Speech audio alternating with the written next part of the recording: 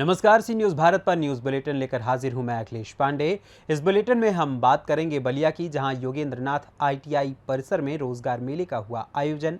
आगे चर्चा करेंगे रीवा की, जहां अमरपाटन विधानसभा से विनीत पांडे हो सकते हैं भाजपा प्रत्याशी। साथ ही बात करेंगे संभल की, जहां गुन्नौर में बारिश ने छीनी 3 मासूमों की जिंदगी, परिवार में मचा कोहराम। और भी तमाम खबरों पर आइए विस्तार से करते हैं चर्चा।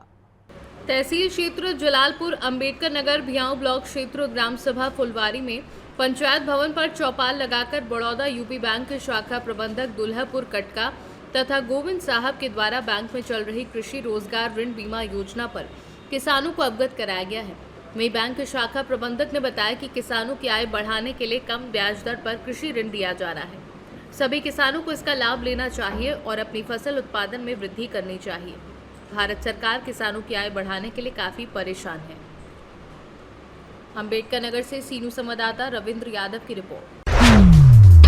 उत्तर प्रदेश के बलिया जिले में आवास विकास कॉलोनी में स्थित योगेंद्रनाथ आईटीआई परिसर में रोजगार मेले का आयोजन किया गया, जिसमें अडानी ग्रुप कंपनी के प्लेसमेंट कोऑर्डिनेटर दीपक सिंह के नेतृत्व में 372 अभ्यर्थियों का रोजगार मेले में चयन किया गया। प्रबंधक अजीत मिश्रा ने बताया कि साक्षात्कार में आईटीआई, पॉलिटेक्निक और स्नातक, परास्नातक तथा इंटर पास अभ्यर्थियों को आमंत्रित किया गया था। ये युवाओं को रोजगार के लिए एक बेहतर अवसर है, जिससे युवाओं को काफी राहत मिलेगी और भविष्य में और आगे बढ़ेंगे। मेरा नाम अजीत मिश्रा है, योगेंद्रनाथ आईटीआई के प्रबंधक हैं। जी अजीत जी, आज किस तरह का ये कार्यक्रम था? आज आप क्या ये हमारी सोच होती है कि हमेशा युवाओं को रोजगार उपलब्ध कराएं जी, और मैं निरंतर किसी न किसी कंपनी को बुलाता रहता हूं। और आज मुझे एक ग्रुप मिला जिसने बताया कि हम अडानी ग्रुप के लिए हम लोग काम करते हैं, वहाँ पे अपना मैन पावर सप्लाई देते हैं। वहाँ पे अपना इन्होंने आके अपना इंटरव्यू लिया और बच्चों का सिलेक्शन किया। कितने बच्चों को सिलेक्शन किया है? और इसमें क्या क्या वर्क कर रहे हैं लोग? लगभग 372 के आसपास सिलेक्शन हुआ है। और वर्क तो हमारे जो आए हुए हैं लोग, HR वाले लोग बताए हैं बच्चों को क्या करना है और क्या कैसे सैलरी देंगे लोग, क्या खाने पीने की व्यवस्था होगी, क्या रहने की व्यवस्था होगी, सारे बच्चों को बताया गया है। किन किन ट्रेडों का आज नियुक्त किया? ITI पास, पॉलिटेक्निक पास, BA और इंटर के छात्रों को बुलाया गया था। इनकी सैलरी कितनी होगी लगभग, और किन किन? वालों को 16,500 रुपया होगी, ITI वालों को 15,500 रुपया होगी और BA वालों को भी लगभग 14,500 के आसपास होगी और इंटर वालों को 13,500। किन किन राज्य, किन किन जिलों में इनकी तैनाती की जाएगी? और और लोग गुजरात में कच्छ में, मुंद्रा में इन लोगों को भेजा जा रहा है। जी, आवास भी दिया जाएगा या और तमाम? आवास के लिए वो अपना पर बच्चे कुछ पैसा अपना रखें कि इतना पैसा रूम के लिए किराया लगेगा और 1 टाइम कंपनी खाना देती है, जिसके लिए वो अपना 50% वो अपना वापस कर देती है। 40 रुपये पर हेड खाने का लेती है, उसमें भी 50% वापस कर देती है। तो जिस तरह से बच्चे जो बेरोजगार हैं, जो दिक्कतों का सामना कर रहे हैं इस समय, उन लोगों को नौकरी मिलने से कितनी खुशी है उन लोगों को? बच्चों को नौकरी मिलती है तो उनके माँ बाप खुश होते ही हैं, लेकिन मुझे भी खुशी होती है क्योंकि मैं भी एक विद्यालय चलाता हूँ और अधिकतर बच्चे मेरे विद्यालय से जुड़े होते हैं। और कोई बच्चा हमसे जुड़ा हो और हमसे उम्मीद रखता है कि मुझे रोज़गार की व्यवस्था करे, तो मेरी कोशिश होती है कि कहीं ना कहीं उसको रोज़गार में उपलब्ध करा दें। ये जरूरी नहीं कि मैं 50,000 की सैलरी दिला सकता हूँ। जो जैसी कंपनी मिलती है 12,000 से 15,000, 18,000, 20,000 तक, इतना तक का हम लोग रोज़गार व्यवस्था कर पाते हैं। आगे भी और आपका प्रयास जारी रहेगा? ये प्रयास तो मेरा जारी रहेगा कि हमारा हर महीने किसी न किसी तरीके से कैंपस सिलेक्शन कराऊँ कि हमारे कॉलेज के नहीं, अब तो ITI ही मेरा कॉलेज चलता है ना, लेकिन पॉलिटेक्निक और इंटर और BA के बच्चे जो बेरोजगार घूम रहे हैं, ये लोग भी जॉब पाएँ, क्योंकि ये लोग जॉब पाएंगे तो ये खुशहाल होंगे, ये खुशहाल होंगे तो इनका परिवार खुशहाल होगा, परिवार खुशहाल होगा तो इनका गाँव खुशहाल होगा, गाँव खुशहाल होगा तो जिला होगा, जिला होगा तो प्रदेश होगा, प्रदेश होगा तो राष्ट्र होगा। बलिया से सीनू संवाददाता आनंद दुबे की रिपोर्ट। 2023 के विधानसभा चुनाव नजदीक आते ही सभी दल के प्रतिनिधि टिकट के लिए जोर आजमाइश में लगे हुए हैं। अमरपाटन विधानसभा की बात करें तो मंत्री राम खेलावन पटेल से जनता की नाराजगी टिकट में बाधा पैदा कर सकती है, क्योंकि मध्य प्रदेश के सभी मंत्रियों के कार्यों की जारी रिपोर्ट कार्ड में राम खेलावन पटेल की उपस्थिति बेहद ही खराब है। ऐसे में अगर पार्टी टिकट बदलने पर विचार करती है तो अमरपाटन विधानसभा से उम्मीदवारों की एक लंबी लिस्ट है। पूर्व में हुए जनपद अध्यक्ष चुनाव में अमरपाटन विधानसभा के स्थापित नेता कहे जाने वाले कांग्रेस के पूर्व विधानसभा उपाध्यक्ष राजेंद्र सिंह व मंत्री राम खेलावन पटेल दोनों नेताओं ने अपने अपने प्रत्याशी उतारे थे, लेकिन चुनाव परिणाम आने पर अलग ही खेमे से आकर माया विनीत पांडे यहां से जनपद अध्यक्ष चुनी गई। इस परिणाम के बाद अमरपाटन विधानसभा से भाजपा युवा नेता विनीत पांडे का नाम सामने निकल कर आ रहा है। विनीत पांडे की अमरपाटन विधानसभा क्षेत्र में अच्छी खासी पकड़ है और ज्यादा समय क्षेत्र में रहकर सर्व समाज को मजबूत करने में उनकी महत्वपूर्ण भूमिका रही है। राजनीतिक विशेषज्ञों का कहना है कि अमरपाटन विधानसभा में भाजपा का मजबूत युवा चेहरा विकल्प के तौर पर सामने आ सकता है। खैर, अभी ये देखना बाकी है कि जनता की नाराजगी क्या मंत्री राम खेलावन पटेल पर भारी पड़ सकती है या फिर चुनाव को साधने के लिए भाजपा युवा प्रत्याशी को मैदान में उतारेगी।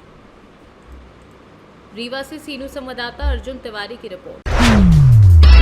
संभल जिले की तहसील गुन्नौर के थाना जुनावई के अंतर्गत घोसली वाहन में अपने मकान में महावीर उर्फ असलम उम्र लगभग 30 वर्षीय, पुत्र रक्षपाल सिंह, पत्नी सुनीता उम्र लगभग 28 वर्षीय, 2 बच्चे, सचिन उम्र लगभग 3 माह, दूसरा बच्चा ऋतिक उम्र 5 वर्षीय और 2 बकरी के साथ अपने मकान में अंदर से कुंडी लगाकर सो रहे थे। अचानक सीमेंट के गाटर व पट्टियों से बनी छत भरभरा कर गिर पड़ी। कमरे में सो रहे उनकी पत्नी माता कमलेश ने शोर मचाया। आसपास के लोगों ने बड़ी मुश्किल से दीवार तोड़कर अंदर कमरे में गए। मिटर्रा व गाटर पट्टियां हटाकर देखा, जिसमें सो रहे महावीर उर्फ असलम व 2 बच्चे ऋतिक व सचिन की मौके पर मौत हो गई। पत्नी सुनीता घायल हो गई।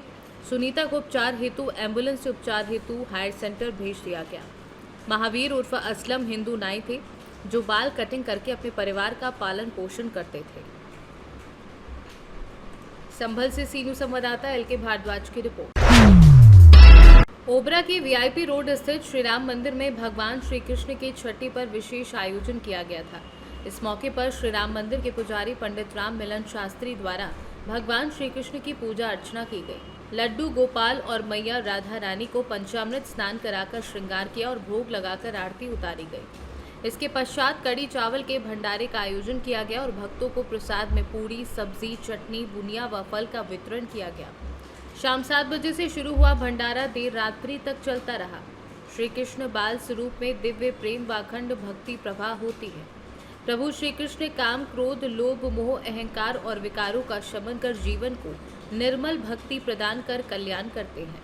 पहले तो महिला मंडल के कार्यक्रम राम मंदिर पे भगवान छठी का कार्यक्रम और झांकियों के द्वारा स्वागत और उनका निकाला गया और यहाँ हर साल जो है कम से कम 4 से 5 हज़ार लोग इस प्रसाद का वितरण जो है पूरी, सब्जी, बुनिया, चटनी के साथ यहाँ बैठा के भोजन कराया जाता है। अच्छा, कब से स्टार्ट होता है, कब तक चलता है? ये 7 बजे से प्रारंभ करके हम लोग 11 साढ़े 11 बजे तक, जब तक जनता आती है, हम लोग प्रसाद देते रहते हैं। और क्या क्या है भंडारे में व्यवस्था? भंडारे में पूरी, सब्जी और चटनी, बूंदी का प्रसाद मिलता है। बहुत हम लोगों का सौभाग्य है कि इस ओबरा नगर पंचायत परिक्षेत्र के अंदर राम मंदिर है और इस राम मंदिर के अंतर्गत जो है हमारे बगल में जो है खड़े हैं परम आदरणीय जो है नीलकांत तिवारी जी और इस नगर पंचायत अध्यक्ष प्रतिनिधि के रूप में जो है हमारे साथ में खड़े हैं छोटे भाई श्रवण शुक्ला जी हैं। तमाम ऐसी स्थिति और परिस्थिति को देखते हुए विगत कई वर्षों से आप लोगों के अथक प्रयास से जो भी चीज़ें चलती रही हैं, निश्चित तौर पर ओबरा में एक सद्भाव पैदा करके आपस में सामंजस्य जो भी चीज़ें होती हैं, देख रहे हैं कि गीता मंदिर में हुआ, हनुमान मंदिर में हुआ, आज भव्य तरीके से जिस तरीके से आप राम मंदिर में यह कार्यक्रम किया जा रहा है, निश्चित तौर पर राम मंदिर के सभी सदस्य, सभी कार्यकर्ता, सभी पदाधिकारी बधाई के पात्र हैं। इसी के साथ नगर पंचायत से जो भी हो सकता है, हमारे साथ में बगल खड़े हुए आप छोटे भाई श्रवण जी साफ सफाई से लेकर के पानी या तमाम चीज़ों के साथ खड़े रहते हैं, जिसका आप सभी लोग जो है चरितार्थ हैं, सब लोग जानते हैं। तो इसलिए मैं पुनः आप सभी को बधाई देते हुए, धन्यवाद देते हुए सिर्फ यही कहना चाहते हैं कि आने वाले समय में अनवरत इसी तरह से आप सभी पत्रकार बंधुओं का, मीडिया कर्मियों का, सभी का सहयोग रहे, इसलिए ये कार्यक्रम चलता रहे। और पुनः मैं आप सभी को भगवान श्री कृष्ण की छठी पे बधाई और शुभकामना देते हुए, नगर पंचायत को धन्यवाद देते हुए, राम मंदिर के लोगों को धन्यवाद देते हुए अपनी बात सोनभद्र से सीनियर संवाददाता कुमधर चौधरी की रिपोर्ट। NSUI प्रतिनिधि मंडल ने पीजी कॉलेज प्राचार्य से मुलाकात कर एडमिशन शीट बढ़ाने की मांग की। मामला गाडरवारा पीजी कॉलेज का है, जहां ऑनलाइन प्रवेश की प्रक्रिया चल रही है, जिसके 6 चरण पूरे हो चुके हैं और CLC चरणों के बाद भी लगभग 150 छात्र छात्रा प्रतीक्षा सूची में हैं। स्नातक प्रथम वर्ष, स्नातकोत्तर प्रथम सेमेस्टर में सीट को बढ़ाने के लिए छात्र संगठनों द्वारा ज्ञापन भी सौंपा गया है। इसलिए आज NSUI ने सभी छात्रों के साथ सामूहिक पहुंचकर प्राचार्य से बात की, जिसमें पीजी कॉलेज के प्राचार्य ने भी आश्वासन दिया एवं शासन को पत्र भी भेज दिया। आज आप लोग NSUI प्रतिनिधि मंडल जो आपका है वो आज गाडरवारा पीजी कॉलेज के प्रिंसिपल से आपकी मुलाकात किस विषय में हुई है? जैसा कि मैं आपको बताऊं, पिछले 1 माह से NSUI इस बारे में इस विषय पर संघर्ष कर रही है कि छात्रों को कॉलेज में एडमिशन मिले, लेकिन कम सीटें होने के कारण छात्रों को कॉलेज में एडमिशन नहीं मिल पा रहा है। इसलिए पिछले 1 महीने से NSUI लगातार कॉलेज में प्रिंसिपल महोदय को ज्ञापन के रूप में 2-3 बार मांग कर चुकी है कि कॉलेज में हर साल सीट बढ़ती हैं तो आप इस साल भी बढ़वाइए, लेकिन 1 महीने से नहीं बढ़ी थी। उसके बाद NSUI के प्रतिनिधि मंडल कलेक्टर मैडम से भी मिला था और पूरे करीब 100-150 बच्चों के दस्तावेज भी सौंपे थे कलेक्टर मैडम को, और प्रिंसिपल सर से भी आज मुलाकात हुई थी, जिसमें भी बच्चों के 100-150 बच्चों के करीब दस्तावेज पूरे प्रिंसिपल महोदय को दिए गए हैं, जिसमें 12 से 16 तारीख तक कॉलेज ने फिर से काउंसलिंग के लिए, यूनिवर्सिटी ने फिर से काउंसलिंग के लिए एक राउंड खोला है, जिसमें 12 से 16 तारीख तक चलेगा। तो इस विषय में प्रिंसिपल सर से प्राचार्य महोदय द्वारा इस विषय पर क्या निष्कर्ष निकाले जाने की बात कही गई है आपसे? प्राचार्य महोदय ने यूनिवर्सिटी को और आयुक्त महोदय को इस बारे में पत्र लिखा है। अब पत्र का जवाब आने तक का इंतजार करने के लिए प्राचार्य महोदय जी ने बोला। सर, एडमिशन से रिलेटेड कुछ समस्याएं बच्चों को आ रही हैं, इसके विषय में आप आगामी क्या कार्यवाही कर रहे हैं? इस संदर्भ में शासन को पत्र लिखा गया है और उम्मीद है कि शासन कुछ उसमें सीटें बढ़ाएगा। जैसे सीटें शासन बढ़ा देगा उस पर आगामी कार्रवाई की जाएगी। ऑनलाइन पूरा प्रवेश चल रहा है इस समय, ऑनलाइन ही बच्चे उसमें आवेदन करते हैं, ऑनलाइन प्रवेश की प्रक्रिया जारी है। गाडरवारा से सीनियर संवाददाता चतुर्भुज तिवारी की रिपोर्ट। रामगढ़ गिरिडीह से चलकर बरकाकाना रेलवे स्टेशन पहुंची vista dome coach. Barkakana railway station vista dome coach में सवार होकर हजारीबाग से बरकाकाना रेलवे स्टेशन पहुंचे हजारीबाग सांसद Jayant Sinha. Vista dome coach से उतरने के बाद हजारीबाग सांसद जयंत सिन्हा और बड़कागांव विधायक अंबा प्रसाद ने हरी झंडी दिखाकर विस्टा डोम कोच को रांची के लिए रवाना किया। सांसद और विधायक के पहुंचते ही रेलवे स्टेशन में भारत माता की जय का उद्घोष होना शुरू हो गया। इंटरसिटी एक्सप्रेस में ही एक बोगी विस्टा डोम कोच लगाया गया, जो गिरिडीह से चलकर रांची तक जाएगी। हजारीबाग सांसद जयंत सिन्हा ने कहा कि देश के प्रधानमंत्री और रेल मंत्री के दूरगामी सोच के कारण ये सफल हो पाया है। हजारीबाग लोकसभा की जनता बहुत ही कम पैसे में हजारीबाग से रांची तक का सफर तय कर सकते हैं, जिसका किराया बस से भी कम होगा। विस्टा डोम कोच पूरी तरीके से लग्जरी है। बरकाकाना रेलवे स्टेशन से रांची जाने के दौरान 4 सुरंग मिलेंगे, जो काफ़ी अनोखी होंगी। यात्रियों को कश्मीर दार्जिलिंग का नज़ारा बरकाकाना से रांची के बीच देखने को मिलेगा। गिरिडीह हर जगह हमारा कनेक्टिविटी बरकाकाना से जुड़ रहा है, ये हम लोगों के लिए खुशी की बात है। लेकिन मैं और यहाँ पे, क्योंकि माननीय सांसद महोदय उपस्थित हैं और इनका सहयोग अगर मिला तो जो पैसेंजर ट्रेन है, क्योंकि केंद्र सरकार का बहुत ज़्यादा इसमें अगर योगदान रहेगा तो ये बिल्कुल संभव होगा, क्योंकि हम लोगों के लिए बहुत बड़ा चुनौती हो जाता है और हम लोग भी अपने तरफ से प्रयास करते हैं, हम लोग भी चिट्ठियाँ लिखते हैं, हम लोग भी फोन पे बात करते हैं, संपर्क करते हैं, कई सारा काम हमारे बोलने पे भी होता है। लेकिन अगर हम लोग मिलके ये तय कर ले कि जो कोड़ी, सुदरपुर और इस तरह के जो सुदूरवर्ती क्षेत्र जो है वहाँ पे पैसेंजर ट्रेन अगर चली, क्योंकि वहाँ पे भी रेलवे लाइन बिछी हुई है, तो जो साग सब्जी बेचने वाले जो किसान भाई मजदूर हैं, जिनको शहर तक जाना पड़ता है अपना व्यापार को लेके, वहाँ पे बिल्कुल बहुत अभाव है किसी भी कन्वेंस का। तो मैं आग्रह करती हूँ कि हम इस ओर भी अपना कदम आगे बढ़ाएं, ताकि हम अपने क्षेत्रवासियों को सुदूरवर्ती इलाके में भी पैसेंजर ट्रेन का फैसिलिटी दे पाए, ताकि वहाँ पे भी परिचालन और इन लोगों को आसपास जाना या व्यापार करना आसान हो जाए। घाटी है विस्टा डोम के द्वारा बहुत आपको आनंद मिलेगा। और मैं ये भी बता दूँ, वंदे भारत में अगर आप बड़का खाना से आप जाएँ रांची तो आपको 200-300 रुपये देने पड़ते हैं, लेकिन आप जब इंटरसिटी से आप रांची जाइएगा तो 50-60 रुपये में आप 2 घंटे के अंदर ही अंदर आप रांची पहुंच जाइएगा। ये आप समझिए जो क्षेत्र के लिए कितनी बड़ी एक सौगात है, क्योंकि ये बस के खर्चे से ये इंटरसिटी कम होने वाली है। और जैसे हमने अभी अपने भाषण में भी कहा, हम एक ऐसे झारखंड को बनाना चाहते हैं जहाँ ये सब सुविधाएँ जो हैं हमारी जनता को मिलती रहें और कनेक्टिविटी की क्रांति आती रहे। वंदे भारत हम लोगों ने पटरी पर उतारी, अब हम लोग इंटरसिटी एक्सप्रेस को करते हैं। रामगढ़ से सीनियर संवाददाता राजीव सिंह की रिपोर्ट। बुदनी विधानसभा क्षेत्र भेरुंदा के ग्राम पंचायत बोरखेड़ा खुर्द में ग्रामीण मूलभूत सुविधाओं से आज भी वंचित है और नहीं मिल रहा सरकारी योजनाओं का लाभ। ग्रामीणों ने विकास नहीं तो वोट नहीं के नारे भी लगाए। आंगनवाड़ी का गरीब बच्चों को लाभ नहीं मिल रहा है। 7,80,000 रुपए की लागत से बनने वाली आंगनवाड़ी सालों से खंडहर में पड़ी है। शौचालय बना लेकिन अंदर की सामग्री नहीं लगी है। गाँव में अधिकतर रोड और नाले की समस्या से ग्रामीण परेशान है, जिससे बारिश के दिनों में लोगों के घरों में पानी भर जाता है। ग्राम पंचायत बोरखेड़ा खुर्द में एक नहीं अनेक समस्याओं का अंबार लगा हुआ है। वहीं मीडिया से चर्चा के दौरान ग्रामीणों का कहना है कि आंगनवाड़ी भवन कई सालों से निर्माण चल रहा है, जो भ्रष्टाचार की भेंट चढ़ता नजर आ रहा है, जिससे हमारे बच्चे सरकारी योजनाओं के लाभ लेने से वंचित हैं। सी निकाल ली गई है, लेकिन अभी तक उसमें सर ना तो कोई बच्चे होने जा रहे हैं ना कोई प्लास्टर हुआ है। ऐसा ही शौचालय का मामला है। शौचालय में ऊपर से बाहर से सिर्फ बना दिया गया है, अंदर ना तो उसमें कोई सामग्री लगाई गई है ना कोई सेफ्टी सिंक बना है। आपके माध्यम से मुझे जानकारी मिली है, इसकी जांच करवा दें। पानी हो, सड़कें हो, बिजली हो, विकास के काम हो।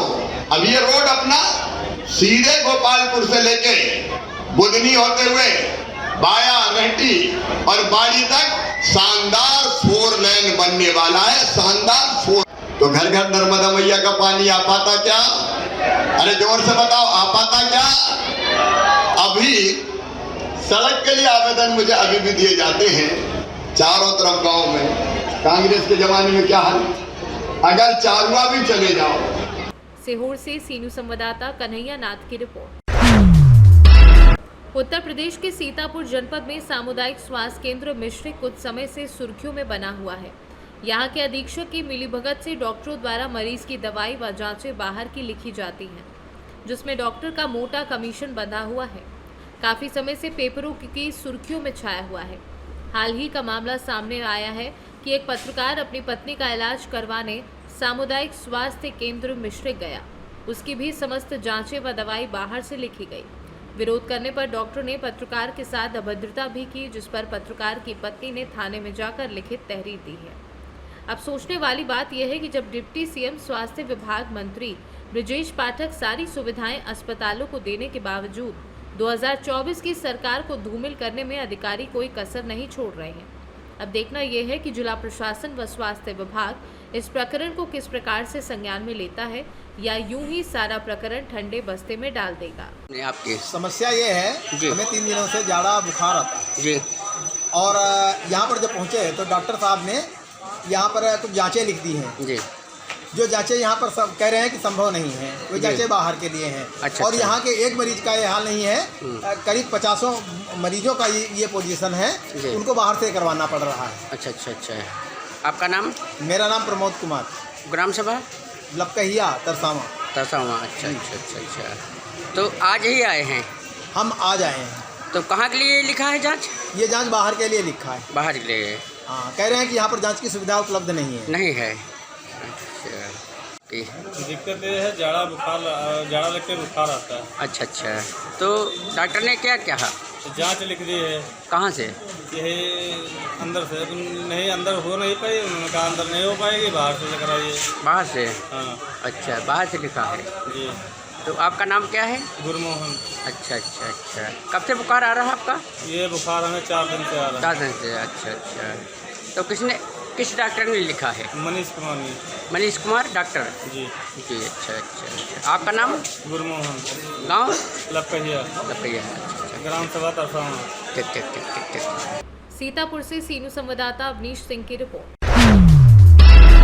बड़ा बाजार क्षेत्र में रहने वाले विदिशा निवासी और उत्तर प्रदेश से समाजवादी पार्टी की ओर से राज्यसभा सांसद रहे स्वर्गीय चौधरी मुनव्वर सलीम के निवास पर आज सुबह 5 बजे के लगभग पुलिस और प्रशासनिक अधिकारियों ने जांच पड़ताल शुरू की है, जिसमें बड़ी संख्या में यूपी पुलिस लेकर पुलिस जवान भी वहां सशस्त्र रूप से तैनात थे। मीडिया को फोटो वीडियो करने से भी रोका गया था और आशंका व्यक्त की जा रही है कि किसी मामले को लेकर आयकर विभाग या किसी अन्य एजेंसी जो उत्तर प्रदेश से जुड़ी हुई है उसके द्वारा यहां छापेमार कार्यवाही की गई है। जांच खत्म होने के बाद ही वास्तविक स्थिति सामने आ पाएगी। फिलहाल बताया जा रहा है कि बड़ी संख्या में पुलिसकर्मी और अन्य प्रशासनिक अधिकारी स्वर्गीय चौधरी मनोहर सलीम के घर के अंदर और बाहर मौजूद हैं और पड़ताल चल रही है। विदिशा से सीनू संवाददाता पार्थ कुमार की रिपोर्ट। फिलहाल के लिए इस न्यूज़ बुलेटिन में बस इतना ही। देश दुनिया की तमाम खबरों के लिए देखते रहें सी न्यूज़ भारत। हर खबर आपके साथ, आपके हाथ।